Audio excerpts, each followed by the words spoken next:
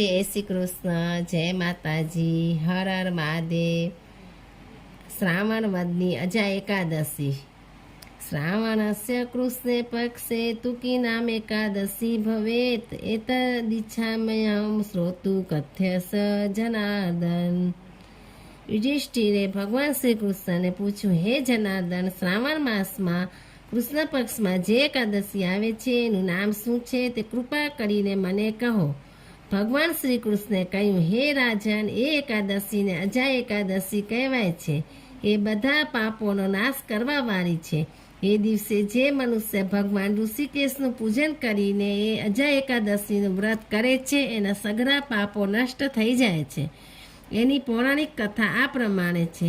પહેલાંના વખતમાં હરિશ્ચંદ્ર નામે પ્રખ્યાત ચક્રવર્તી રાજા થઈ ગયો। એ ચુસ્ત સત્યવાદી હતો। કોઈ કર્મના ફળરૂપે એને રાજ્ય છોડવું પડ્યું। પોતાની પત્ની અને પોતાના પુત્રને પણ વેચવા પડ્યા। પછી પોતે પણ વેચાઈ ગયો। પોતે પુણ્યાત્મા હતો, છતાં પણ કર્મયોગે ચંડાને ત્યાં નોકર તરીકે રહેવું પડ્યું।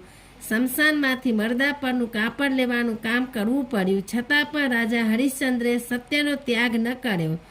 આ પ્રકારે ચંડાને ત્યાં નોકરી કરતાં કરતાં ઘણા વર્ષો વીતી ગયા। પછી તે રાજા ચિંતા કરવા લાગ્યો, હવે હું શું કરું, ક્યાં જાઉં, આ સ્થિતિમાં મારો ઉદ્ધાર કેવી રીતે થશે?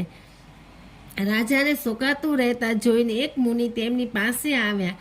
એ ગૌતમ ઋષિ હતા। રાજાએ એમને પ્રણામ કર્યા અને પછી પોતાની વિતક કથા કહી સંભળાવી।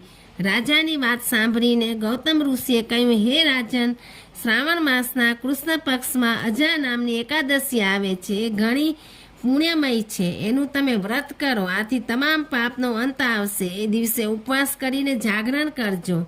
આમ કહીને ગૌતમ ઋષિ અંતર્ધ્યાન થઈ ગયા। ઋષિના કહેવા પ્રમાણે રાજા હરિશ્ચંદ્રે વિધિપૂર્વક એ વ્રત કર્યું। એ વ્રતના પ્રભાવથી એમના બધા જ પાપોનો નાશ થયો।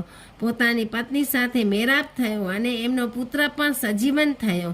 દેવલોકમાંથી દેવતાએ દુંદુભી અને નગારા વગાડ્યા, તેમજ ફૂલોની વૃષ્ટિ કરી। એનું રાજ્ય પાછું મળ્યું। અંતમાં એ પોતાની પરિજનોની સાથે સ્વર્ગમાં ગયા। એ યુધિષ્ઠિર, જે મનુષ્ય શ્રાવણ મહિનાના કૃષ્ણ પક્ષમાં આ અજા એકાદશી વ્રત કરે છે તે સઘળા પાપોમાંથી મુક્ત થઈ જાય છે અને મૃત્યુ પછી સ્વર્ગલોકમાં જાય છે। તે જ પ્રમાણે આ અજા એકાદશીના મહાત્મ્યને વાંચનાર તેમજ સાંભળનાર તથા વિડીયો સાંભળનાર જોનાર પણ અશ્વમેઘ યજ્ઞનું ફળ મેળવે છે। જય શ્રી કૃષ્ણ, જય માતાજી, હર હર મહાદેવ। તમને એવી જ કથા, વાર્તાઓ, ધાર્મિક કાંઈ પણ સાંભળવું હોય તો મારી ચેનલને લાઈક કરો, શેર કરો, સબસ્ક્રાઈબ કરો અને આગળ નવી નવી કંઈ કથાઓ કે સાંભળવી હોય તો કમેન્ટ કરો।